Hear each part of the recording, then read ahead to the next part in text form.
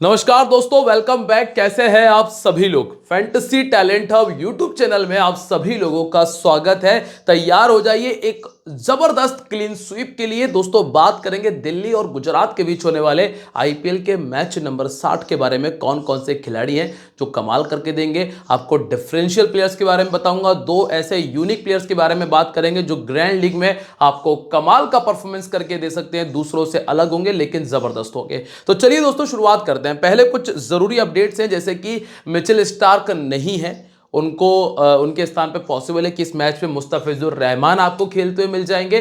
दूसरी तरफ Kagiso Rabada team से दोबारा से जुड़ चुके हैं, तो गुजरात की तरफ से रबाडा आपको खेलते हुए नजर आ सकते हैं। तो ये इंपॉर्टेंट अपडेट्स थी। अब बात करते हैं कि करना क्या है, कौन कौन से प्लेयर्स पे फोकस करना है। तो चलिए शुरुआत करते हैं। लेकिन अगर आप लोगों ने अभी तक चैनल को सब्सक्राइब नहीं किया तो fantasy talent hub YouTube channel, जो कि आपको सबसे बेहतर एनालिसिस वीडियो प्रोवाइड करता है, इसको सब्सक्राइब कर लेना। साथ ही दोस्तों बेल आइकन पर प्रेस कर देना, जिससे कि आने वाली वीडियोस के नोटिफिकेशन आपको मिल जाए।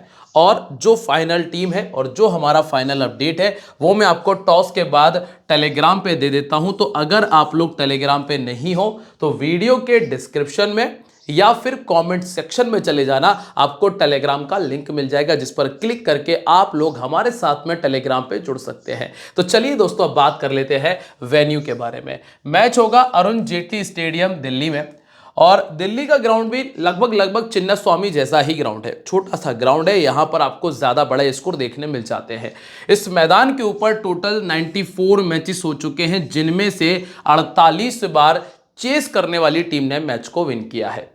लास्ट अगर आप कुछ मैचेस की बात करें तो आखिरी मैच में कोलकाता ने 204 बनाया था, ठीक है, और दिल्ली चेस नहीं कर पाई।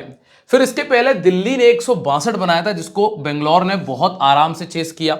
यहां पे दिल्ली ने 188 बनाया और ये मैच टाई हो गया था, जो कि सुपर ओवर में दिल्ली ने ही जीत लिया था। हालांकि ये स्कोर चेसेबल है।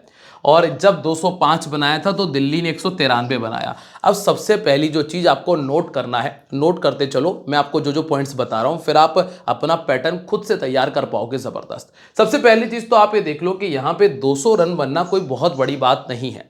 और जब 200 रन तक का स्कोर जाता है तो आपको ये चीज बिल्कुल क्लियर कि बल्लेबाज, बैट्समैन, कैप्टन, वाइस कैप्टनसी की सबसे अच्छी चॉइस बनते हैं। जैसे कि आप यहां पर देखोगे, रघुवंशी ने 44 किया था पहले बैटिंग करते हुए, राहुल का 40 आया था, अभिषेक पोरेल का 49 आया और तिलक वर्मा का 59 था। और सेकंड इनिंग में अगर आप देखेंगे, पहले तो स्कोर करने वाला प्लेयर है number 4 Raghuvanshi, Rahul number 4 Tilak Varma. Second inning में आप देखोगे डुप्लेसिस ने 62 किया, कैप्टनसी का काम आराम से कर देंगे। जायसवाल ने 51 किया, वाइस कैप्टनसी का काम कर दिया। कुरनाल पांड्या ने 73 किया, बहुत आराम से कैप्टनसी का काम हो गया। करुण नायर ने 89 किया, बहुत आराम से कैप्टनसी का काम हो गया। तो सेकंड इनिंग से कैप्टन निकल कर आया है। हालांकि अलग अलग नंबर के प्लेयर ने स्कोर किया है। 3 बार टॉप ऑर्डर ने स्कोर किया, 1 बार मिडिल ऑर्डर ने स्कोर किया। हालांकि इस मैच में विराट कोहली का भी 50 था, इस मैच में विराट कोहली का भी 50 था। तो आप ये कह सकते हो कि सेकंड इनिंग में जो टॉप ऑर्डर है ना, वो आपके लिए बहुत जरूरी है, वो आपको स्कोर करके देगा। और पहली इनिंग में नंबर 4 के प्लेयर ने हर मैच में स्कोर किया है, तो नंबर 4 का प्लेयर रखना मत भूलना। देख लेना, जो बैटिंग ऑर्डर आएगा उसके हिसाब से नंबर 4 का प्लेयर पहली इनिंग का पटक लेना, ठीक है। दो चीज समझ में आ गई। अब इससे क्या होगा, एक नंबर 4 का प्लेयर भटकने से आपको ये तो क्लियर हो रहा है कि हर नंबर 4 का प्लेयर स्कोर कर रहा है, तो हम यहां से एडवांटेज ले जाएंगे, ठीक है। अब यहां पावर प्ले के अंदर 1 विकेट था, यहां 2 विकेट थे, यहां पे 2 विकेट थे, यहां पे 1 विकेट था। स्कोर बना है 50 से ऊपर का। तो पहली चीज, अगर आप लोग ट्रेडिंग कर रहे हो तो 50 यस कर सकते हो, सबसे इंपॉर्टेंट चीज है। दूसरी चीज है कि पावर प्ले में 1 विकेट लगभग आ जाएगा, तो 1 विकेट पावर प्ले में मान के चलना। तो ऐसे में एक ओपनर को आप छोड़ के भी चल सकते हो। सेकंड इनिंग की अगर हम बात करते हैं तो 2 विकेट यहां आए, यहां पे 0 आया था, यहां पर 1 विकेट आया था और यहां पे 3 आए थे। तो सेकंड इनिंग में ज्यादा विकेट भी आए हैं, कम विकेट भी गिरे हैं, तो लगभग 1 अगर आप यहां से भी मान लो, मिनिमम 1 और मैक्सिमम 2 मान लो, तो सेकंड इनिंग में भी आप कम से कम 1 प्लेयर को छोड़ के चल सकते हैं, जो कि ऊपर ओपन में बैटिंग करने आएगा, ठीक है। अब विकेट किसको मिले हैं पहले ये देख लेते हैं, फिर तय करेंगे कि गेंदबाज कौन सा रखना है। 6 विकेट मिले फास्ट बॉलर को और 10 विकेट मिले स्पिनर्स को। ठीक है, स्पिनर्स का डोमिनेशन था, सेकंड इनिंग में ज्यादा थे। यहां पे 7 विकेट फास्ट बॉलर्स को मिले, 3 विकेट स्पिनर्स के खाते में आए। यहां पे फास्ट बॉलर्स का डोमिनेशन था। यहां पे 3 विकेट मिले फास्ट बॉलर्स को, 5 स्पिनर के खाते में आए। यहां फिर से स्पिनर ने अच्छा किया और फिर से आप देखेंगे यहां पे स्पिनर ने बेहतर किया है, 9 विकेट निकाले और 3 विकेट फास्ट बॉलर्स को है। तो स्पिनर अगर क्वालिटी वाले हैं तो गलती से भी मत छोड़ देना, क्योंकि स्पिनर ने विकेट निकाले हैं। ऑलमोस्ट हर मैच में स्पिनर का अच्छा रेशो रहा है। जैसे कि आप यहां पे हालांकि देखेंगे तो मिचेल स्टार्क टीम के हाईएस्ट विकेट टेकर थे, 3 विकेट निकाले, पावर प्ले और डेथ ओवर में आते हैं। दूसरी तरफ से सुनील नारायण स्पिनर थे, 3 विकेट थे, जो कि मिडिल ओवर्स में गेंदबाजी करते हैं। फिर है भुवनेश्वर कुमार, जिन्होंने पावर प्ले और डेथ ओवर में गेंदबाजी करते हैं, 3 विकेट निकाले। यहां पे अक्षर पटेल मिडिल ओवर्स में गेंदबाजी करते हैं, इन्होंने 2 विकेट निकाले। यहां फिर से जोफ्रा आर्चर पावर प्ले और डेथ ओवर के गेंदबाज हैं। अक्षर पटेल मिडिल ओवर्स में गेंदबाजी करते हैं और यहां पे कुलदीप यादव और विपरज निगम को 2-2 विकेट मिले थे और कर्ण शर्मा ने यहां 3 विकेट निकाले। अब कॉमन क्या है, कॉमन समझिएगा। आपको ये देखने मिल रहा है कि पहली इनिंग में पावर प्ले और डेथ ओवर के गेंदबाज जो रहे हैं ना, उनको अच्छे विकेट मिले हैं। ठीक है, सेकंड इनिंग में स्पिनर ने बहुत कमाल का परफॉर्मेंस दिया, जिन्होंने मिडिल ओवर्स में विकेट निकाले हैं। तो ये ध्यान रखना, पहली इनिंग का पावर प्ले और डेथ ओवर का गेंदबाज रख लेना, सेकंड इनिंग का मिडिल ओवर्स का गेंदबाज रख के चलिएगा, ज्यादा फायदा हो जाएगा। यहां तक समझ में आ गया हो दोस्तों, वीडियो को लाइक कर देना। ये वेन्यू था, वेन्यू समझने से ये हो जाता है कि यार आप एक सही पैटर्न तैयार कर लोगे। इससे पैटर्न कैसे तैयार होगा, पहली इनिंग का 4 नंबर का प्लेयर कंफर्म हुआ, सेकंड इनिंग का टॉप ऑर्डर के 3 में से 2 प्लेयर कंफर्म हो गए, 3 प्लेयर आपके पास आ गए। गेंदबाजी में पावर प्ले डेथ ओवर का 1 गेंदबाज आ गया, 4 स्पिनर रख ली, सेकंड इनिंग का 5 और 2 आ गए तो 2 स्पिनर, ठीक है 6। तो लगभग 6 से 7 प्लेयर आपको मिल चुके हैं। 6 से 7 प्लेयर आपने ले लिया। अब 4 सही प्लेयर का सिलेक्शन ही तो करना है हमें आगे चलकर, जो हम आगे देखेंगे। ठीक है, अब दोनों टीम्स के हेड टू हेड की बात कर लेते हैं। यहां पे आप क्या देखोगे, लास्ट टाइम जब ये दोनों टीमें आमने सामने हुई तो गुजरात जीती थी, जिसमें बटलर का 97, रदरफोर्ड का 43, सुदर्शन के 36 और प्रसिद्धि कृष्णा ने 4 विकेट निकाले थे। अक्षर पटेल का 39, आशुतोष शर्मा का 37 और करुण नायर के 31 थे। फिर अक्षर पटेल ने 66 किया, ऋषभ पंत अब इस टीम में नहीं है, रसिक सलाम नहीं है, कुलदीप यादव के 2 विकेट थे। यहां से साई सुदर्शन का 65 था, डेविड मिलर 55 इस टीम में नहीं है, संदीप वॉरियर के 3 विकेट हमने देखे थे। तो बहुत हद तक इस वाले मैच को फॉलो कर लेना। ये मैच पिछले साल वाला था, जिसमें काफी सारे प्लेयर ऐसे हैं जो इस साल टीम में मौजूद नहीं है।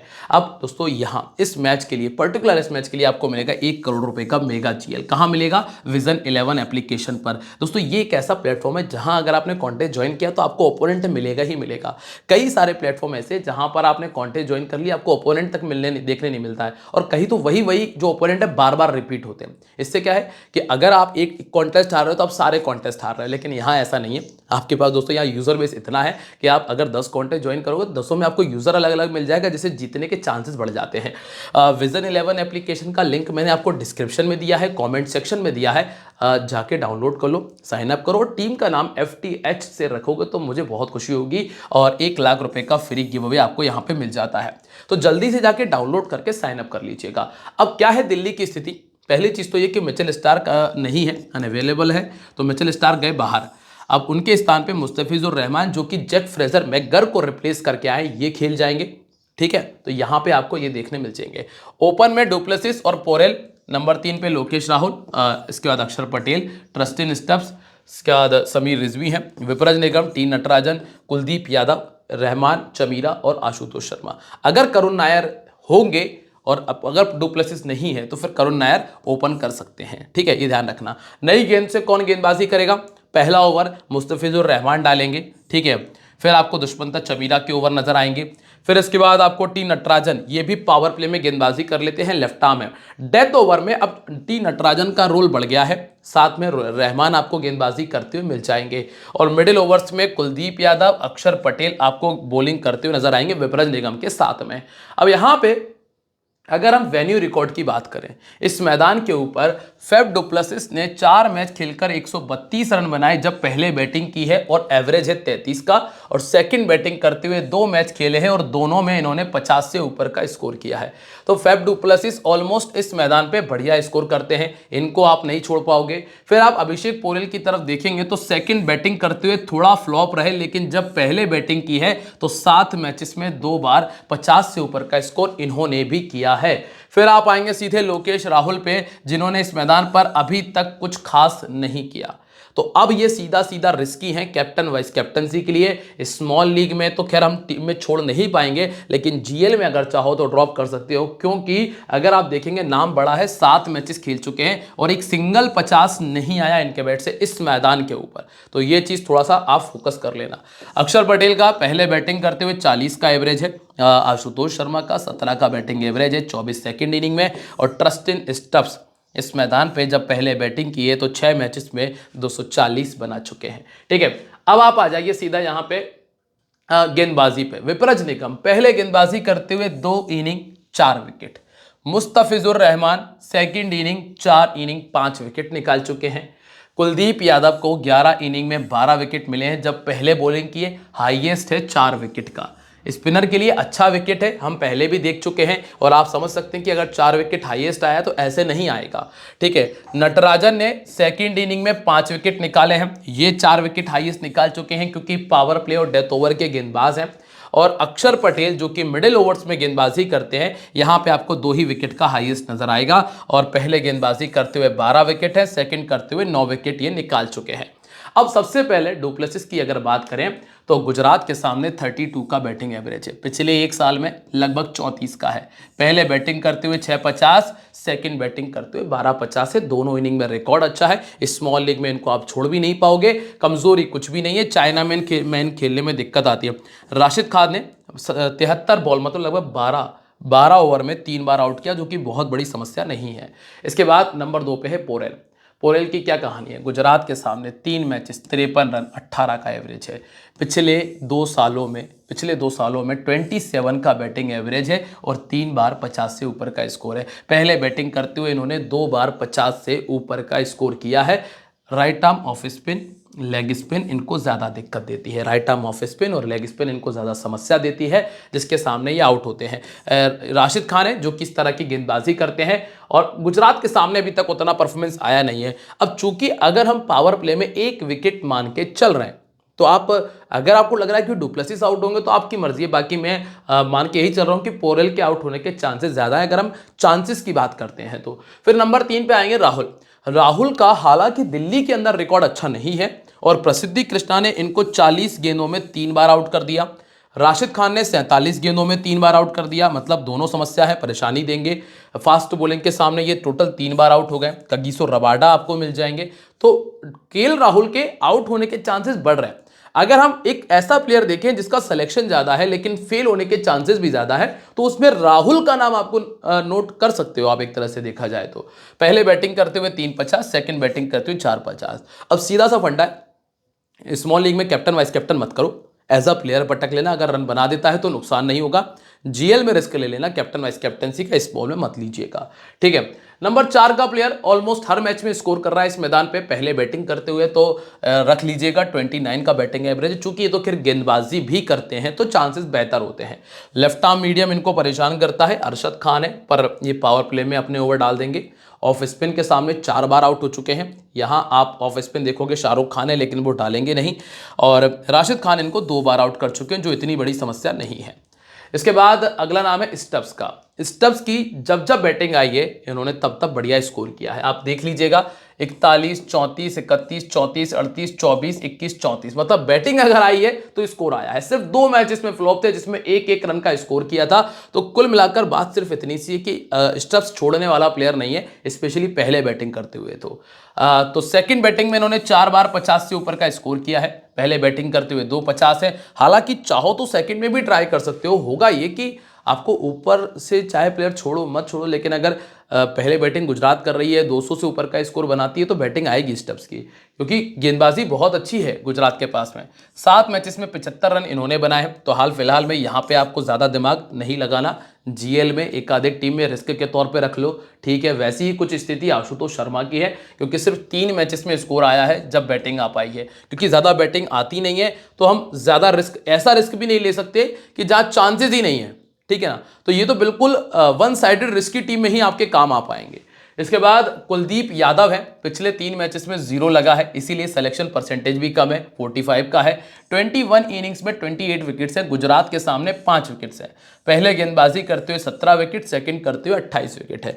अब अगर जो गुजरात के ऊपर के 3 प्लेयर खड़े रहे तो फिर तो उनको आउट करना मुश्किल काम है।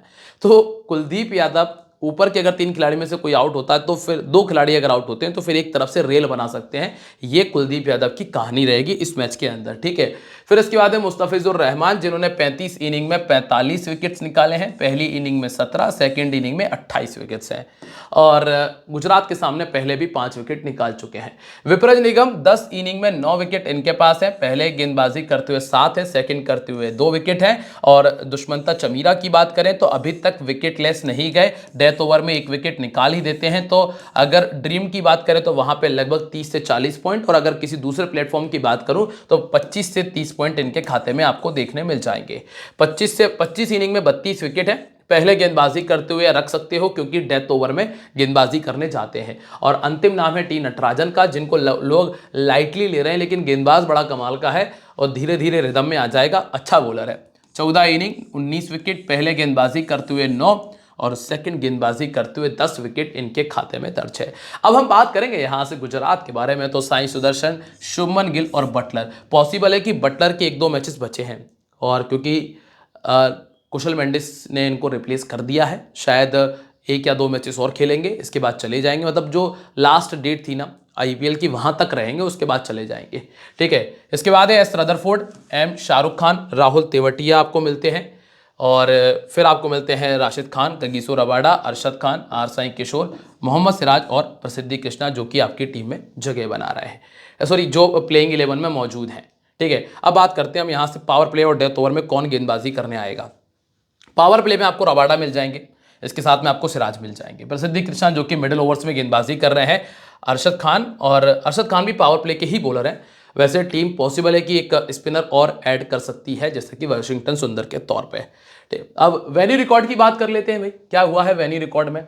साई सुदर्शन ने 5 मैच खेलकर बनाया है 216 रनों का स्कोर इस मैदान के ऊपर, जिसमें 250 है। खैर इन्होंने तो हर ग्राउंड पे स्कोर किया है। शुभमन गिल का रिकॉर्ड इस मैदान पे उतना खास नहीं है, हालांकि दिल्ली बहुत खेले हैं, 3 मैचेस में 57 रन है। बटलर में 3 मैचेस में 193 रन, पहले बैटिंग करते हुए 100 लगाया है और सेकंड बैटिंग करते हुए 50 लगाया है। शाहरुख खान 3 मैचेस में 60 रन है और राहुल तेवटिया 2 मैचेस में 28 रन, सेकंड इनिंग में, पहली इनिंग में 2 में 16।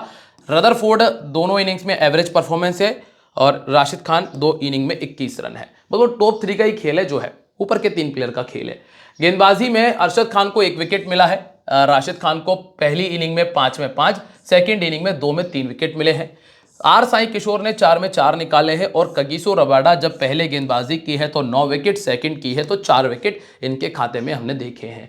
साई सुदर्शन, दोस्तों इनके बारे में ज्यादा बात करने की आवश्यकता है नहीं है, ये प्लेयर सीधे ही कंफर्म होता है टीम के अंदर, क्योंकि एक तो ऑरेंज कैप की दौड़ में भी है, प्लस सभी टीम के खिलाफ इसका स्कोर अच्छा है। दिक्कत आती है लेफ्ट आर्म मीडियम के सामने, तो अगर आउट होंगे तो पहले या दूसरे ओवर में आउट हो जाएंगे मुस्तफिजुर रहमान से या टी नटराजन से, और नहीं तो फिर इनको आउट करना मुश्किल हो जाएगा। पहले इनिंग में ज्यादा बेहतर परफॉर्मेंस है। इसके बाद है शुभमन गिल, जिनका दिल्ली के सामने 27 का एवरेज, 250 13 पारियों में, और पिछले 1 साल के अंदर 8 बड़े स्कोर लगा चुके हैं। दोनों इनिंग्स में रिकॉर्ड अच्छा है और ये भी ऑरेंज कैप की दौड़ में शामिल है।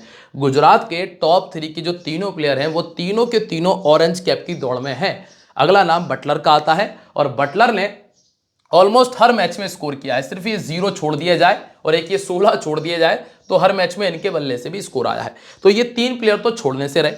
कुलदीप यादव ने इनको 2 बार आउट किया है, लेकिन 10 ओवर में, और 10 ओवर में 2 बार आउट करना कोई बहुत बड़ी दिक्कत वाली बात है नहीं है, तो ये कोई समस्या नहीं है। इसके बाद है दोस्तों रदरफोर्ड, 20 का बैटिंग एवरेज है। इनका बैटिंग ऑर्डर क्लियर नहीं रहता है और ध्यान रखना कुलदीप यादव परेशान कर सकते हैं, अक्षर पटेल परेशान करेंगे, राइट आर्म फास्ट बॉलिंग के सामने दिक्कत है। स्पिन मुश्किल, उतना बेहतर शायद ना खेल पाए, इसीलिए मैं मान के चल रहा हूं कि इनको चाइनामैन कुलदीप यादव और अक्षर पटेल परेशान कर सकते हैं। सेकंड बैटिंग में 1 बार 50 से ऊपर का स्कोर इन्होंने किया है। इसके बाद है दोस्तों शाहरुख खान, और शाहरुख खान का बैटिंग एवरेज 22 का है, ज़्यादा बैटिंग करने का मौका मिलता नहीं है, इसलिए ये रिस्की में ही है। और हालांकि दोस्तों इतना ध्यान रखना है कि बैट प्लेयर अच्छा है, जब मौका मिलेगा ना तो आपको 50 करके देगा, इतना ध्यान रख लीजिएगा। राहुल तेवतिया को भी लास्ट के 1-2 ओवर खेलने का मौका मिलता है, तो इनको भी अवॉइड करके ही मैं चल रहा हूं, यहां भी मैं ज्यादा दिमाग नहीं लगा रहा, तो राहुल तेवतिया भी मेरी टीम में नहीं फिट बैठ रहे। इसके बाद है राशिद खान, ये इस मैच के पंटर बन सकते हैं, क्योंकि इस मैदान पर स्पिनर्स को विकेट आए हैं, तो 40 इनिंग में 40 विकेट हैं और 14 इनिंग में 19 विकेट निकाले हैं। जब पहले गेंदबाजी की है तो 22 विकेट खाते में है। अरशद खान उतने इंपॉर्टेंट नहीं होंगे, इसलिए इनको छोड़ के चल रहा हूं। अगला जो नाम आता है रबाडा का है, 32 इनिंग में 34 विकेट खाते में है। पावर पहली इनिंग में अगर गेंदबाजी कर रहे हैं तो इंपॉर्टेंट पिक है, सेकंड इनिंग में 50-50 वाले चांसेस हो जाएंगे, ठीक है, तो पहली इनिंग में मत छोड़ना। इसके बाद प्रसिद्धि कृष्णा, ये तो खैर पर्पल कैप में है, तो लगातार बेहतर कर रहे हैं इस साल, 28 इनिंग 39 विकेट खाते में है। पहले गेंदबाजी करते हुए 9 में 12, सेकंड करते हुए 27 विकेट है, और डेथ ओवर में गेंदबाजी करेंगे उसका फायदा देंगे।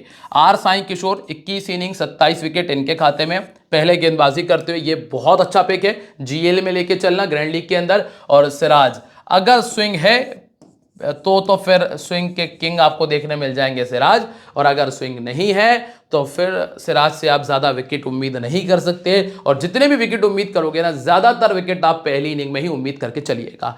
क्या है कैप्टन वाइस कैप्टनसी की choices? Sai Sudarshan, KL Rahul, Jos Buttler, ये 3 ऐसे ऑप्शन हैं जो कैप्टन वाइस कैप्टनसी के लिए बहुत अच्छे हैं।